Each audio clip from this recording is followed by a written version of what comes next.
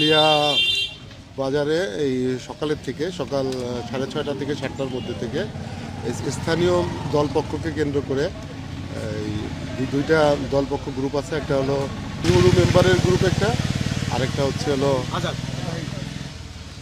আজাদ এবং জাহিদের গ্রুপ। একটা জাহিদের গ্রুপ আছে।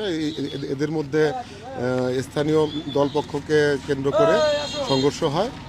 তা সংঘর্ষের পরে আমরা পরিস্থিতি পুলিশ মোতায়েন করি, অতিরিক্ত পুলিশ মোতায়েন করি এবং পরিস্থিতি এখন আমাদের নিয়ন্ত্রণে।